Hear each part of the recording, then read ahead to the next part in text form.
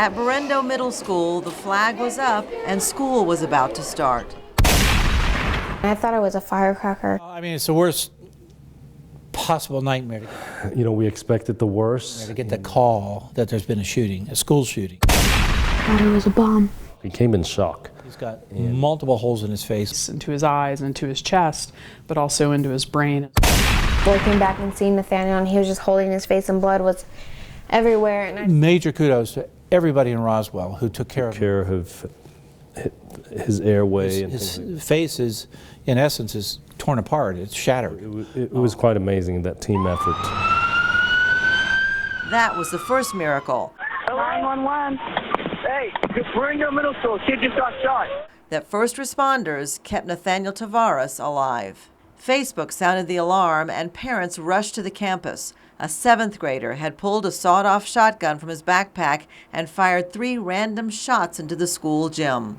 we just prayed and prayed and prayed. Donna and Alfred's son Nathaniel was the first to fly to Lubbock and into UMC's Level 1 Trauma Center. The immediate concern when he arrived was to save the heart, which was struggling from so much internal bleeding. So I never did get to see him. And then so I was just waiting. At one point in time, they said there was 5 doctors in that operating room at the same time. Dr. Frank Quattromani is a pediatric radiologist who remembers that day in the emergency room. Well, he's not supposed to be alive with this. You don't live through this. You're looking face on. Every single white dot is a shotgun pellet. This is the worst I've ever seen, other than in war. We've seen soldiers come back from war, and if there's a shotgun blast or a shrapnel blast, that's what it looks like. I mean, this is a war injury. Another view looks at the depth of a single pellet. There's one right in the middle of his brain, right there. And where multiple pellets are clustered together. This entire cluster is actually inside the left eye. Sorry, that's really bright. My left eye, if you shine a really bright light in it, I can just see a little dot out of like the corner of my eye. It's a different eye, has a different kind of structure to it now. The right eye was also severely injured, so both eyes were swollen shut for a month after the shooting. Now, with a very strong contact lens in the right eye and powerful glasses, Nathaniel has some vision on that side. His healing has been miraculous in the right eye. Hi! Come here. This is a reunion no one expected. You see, another priority after the shooting was to relieve the swelling in Nathaniel's brain. Maybe even minutes late, maybe he wouldn't make it. It was very urgent situation. You can see the scar line where Dr. Bellergan cut into the skull to remove and store a section of bone while the brain relaxed. After 2 weeks, we took that bone flap and then put it back into the original plate. Using the same scar line with screws to keep it in place. The progress that he's making, it's amazing. Miracle. Totally miracle. Remember, Nathaniel was the first emergency. Kendall Sanders, another 7th grader, didn't realize she'd been shot until leaving the gym. Before I knew it, we were being flown to UMC. During exploratory surgery, Kendall had damage repair to the liver, the kidney, and the heart. So she must have turned this way. Because I had my arm on someone's leg. And they came in as a cluster right here. Right here, and then it goes all the way down, and then just a few right here. Great to see you. A second surgery later to repair nerve damage in her right arm revealed something more serious there, too.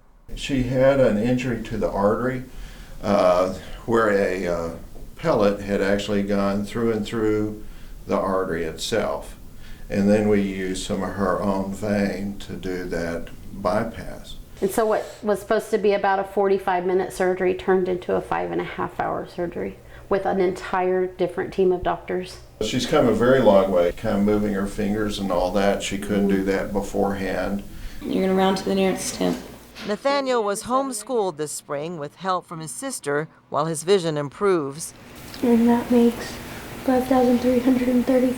But Kendall returned to Berendo. Good morning, Kendall. To finish out the school year.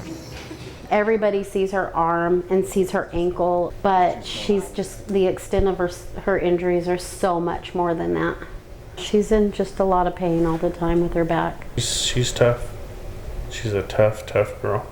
Spine comes down and sends out a nerve root, so that one could be sitting on a nerve root. Causing back pain? Causing back pain, sure could. In both cases, doctors say the pellets are too numerous and too dangerous to remove, and there is always the risk that they could shift and cause more damage or pain. But that's not stopping either of them from having fun with their friends and just enjoying life. The kid can cut a rug, let me tell you. He's a miracle child in his own right. He has an amazing attitude. He makes me feel like I need to have a positive attitude too. It's a huge blessing that he made it through. She's one of my best friends. We're fighting this together. Turn the pages of this year's Berendo yearbook, and the shooting is referenced only by the day that it happened, with big corner pictures of the girl and the boy who flew to UMC on a prayer. I absolutely love the hospital. I mean, they saved his life. I am so thankful that's where they sent us. I am so thankful.